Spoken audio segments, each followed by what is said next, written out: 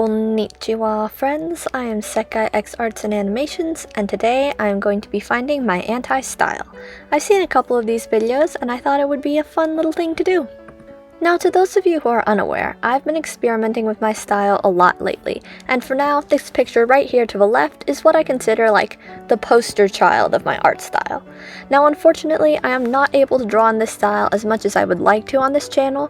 This is mostly because it just takes a really long time, like 4 hours, which just isn't logical to do when I'm drawing 3 or 4 drawings for most of my videos. But either way, it is what I consider to be my main style. Now, I can draw in quite a few styles actually, but again, this is like my home base and the one that I am most keen on improving. So to start off, I need to know what makes my style mine so that I can do the exact opposite on this drawing.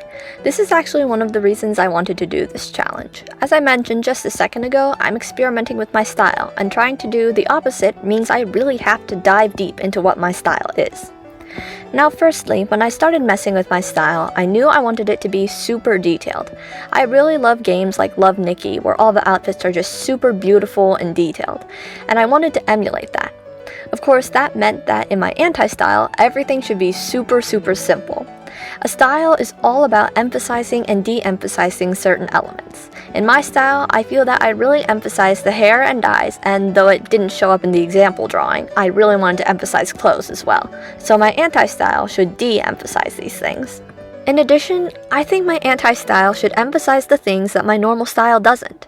Now, I don't know if I would say that my style purposefully de-emphasizes elements, but rather super-emphasizes the parts that I want to emphasize, leaving other elements in a sort of neutral state. These elements that are in this null area, I would say, are the nose, mouth, and ears. So in my anti-style, these are the things that I'm going to emphasize.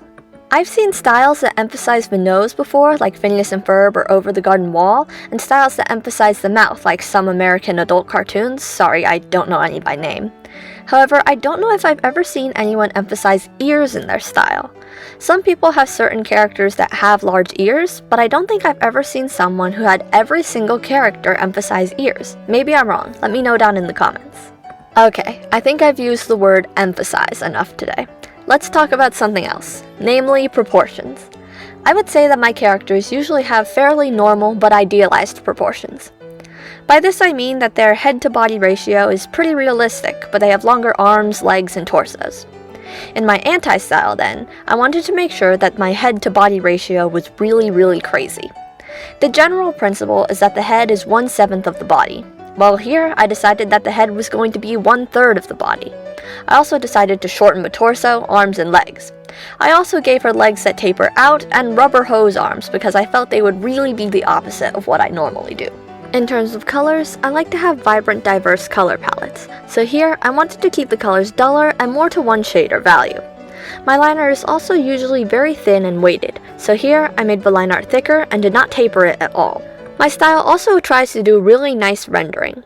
Basically, I wanted to emulate slightly more realistic anime skin rendering, taking inspiration from Love Nikki, Shining Nikki, Feng Zhao, and Hana Q. Again, though we're here to do the exact opposite, so instead, I did basic cell shading.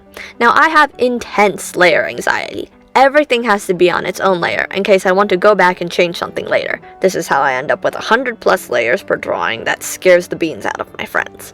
But anyways, this goes for colors as well. Every color has to be on its own layer, so when I do the shading, I add a clipping mask on top of the color layer and pick out a nice color for the shadow. Well, even this felt too complex for my anti-style. Instead, I took all the colors, flattened them into one layer, after duplicating them of course, and then put them on a multiply layer that I clipped to do the shading. This doesn't really give a different effect stylistically, but felt more true to the simple style I was going for. Okay, so here's the final result. It definitely looks different than what I normally do, but that's the point. I think it actually looks a little bit creepy. I think that styles usually emphasize one part of the face, be it eyes, nose, mouth, and I think I understand why now. Otherwise, it's just too much emphasis on one area, and it ends up looking just a little scary. Anyways, thank you all so much for watching. This video was a little bit shorter because, well, less detail takes less time. Please consider liking and subscribing, and I will see you all in the next one.